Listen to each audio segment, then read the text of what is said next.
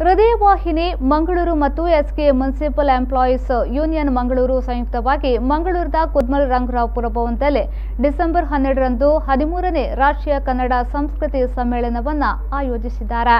ಈ ಬಗ್ಗೆ ಮಂಗಳೂರಿನ ಪ್ರೆಸ್ ಕ್ಲಬ್ನಲ್ಲಿ ಸುದ್ದಿಗೋಷ್ಠಿ ನಡೆಸಿ ಮಾತನಾಡಿದ ರಾಷ್ಟ್ರೀಯ ಕನ್ನಡ ಸಂಸ್ಕೃತಿ ಸಮ್ಮೇಳನ ಸಮಿತಿಯ ಅಧ್ಯಕ್ಷರಾದ ಮಂಜುನಾಥ್ ಸಾಕರ್ ಅವರು, ಈ ಸಮ್ಮೇಳನವು 2004ರಿಂದ ಆರಂಭವಾಗಿದೆ।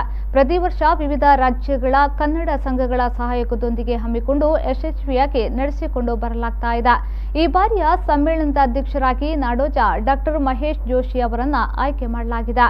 ಈ ಸಮ್ಮೇಳನದಲ್ಲಿ ಕರ್ನಾಟಕ ಮತ್ತು ವಿವಿಧ ರಾಜ್ಯಗಳ ಕನ್ನಡ ಸಂಘಟಕರು, ಕವಿಗಳು, ಕಲಾವಿದರು ಮತ್ತು ಕನ್ನಡ ಪರ ಚಿಂತಕರು ಪಾಲ್ಗೊಳ್ಳಲಿದ್ದಾರೆ ಎಂದು ಮಾಹಿತಿ ನೀಡಿದರು।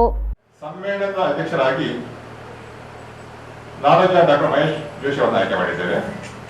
ಹಾಗೆ ವೇದಿಕೆಯನ್ನ ಎಸ್ಕೆ ಹಳೆಯಂಗಡಿ ಬರೋಡ, ಅಂದ್ರೆ ಅವರು ಬರೋಡ ಗುಜರಾತ್ನಲ್ಲಿ ಕನ್ನಡಿಗನಾಗಿ ಕನ್ನಡ ಚಳುವಳಿಗಳನ್ನು ಮೊದಲಿಗೆ ಆರಂಭಿಸಿದವರು ಎಸ್ಕೆ ಹಳೆಯಂಗಡಿಯವರು।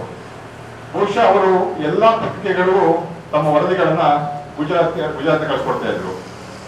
ಹಾಗಾಗಿ ಅವರು ಗುಜರಾತ್ನ ಕನ್ನಡಿಗರಿಗೆ ಅಜಾತ ಶತ್ರು ಅಂತ ಹೇಳಿ ಕಳಿಸ್ಕೊಳ್ತಿದ್ದಾರೆ। ಅವರು ಇತ್ತೀಚೆಗೆ ಅವರು ನಿಧನರಾದರು। ಅವರ ನೆನಪಿಗಾಗಿ ಈ ವೇದಿಕೆಯನ್ನ ಶ್ರೀ ದಿವಂಗತ ಎಸ್ಕೆ ಹಳೆಯಂಗಡಿ ವೇದಿಕೆ ಅಂತ ಹೇಳಿ ನಾಮಕರಣ ಮಾಡಿದ್ದೇವೆ।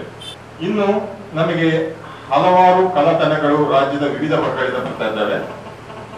ಹುಬ್ಬಳ್ಳಿ, ಧಾರವಾಡ, ಮಂಡ್ಯ, ಬೆಂಗಳೂರು, ಹಾಗೆ ವಿವಿಧ ಒಟ್ಟಾರೆ ಹೇಳಬೇಕಂದ್ರೆ ರಾಜ್ಯದ ಮೂಲೆ ಮೂಲೆಗಳಿಂದ ಇದಕ್ಕೆ ಕಲಾವಿದರು ಬರ್ತಾ ಇದ್ದಾರೆ।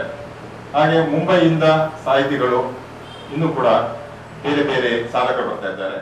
ಈ ಸಂದರ್ಭ ಸುದ್ದಿಗೋಷ್ಠಿಯಲ್ಲಿ ಕಾರ್ಯದರ್ಶಿ ಡಾಕ್ಟರ್ ಅಶೋಕ್ ಕುಮಾರ್ ಕಾಸರಗೋಡು, ಸಲಹಾ ಸಮಿತಿಯ ನಿರ್ದೇಶಕ ವಿಜಯ್ ಪಾಲ್ ಮತ್ತಿತರರು ಉಪಸ್ಥಿತರಿದ್ದರು।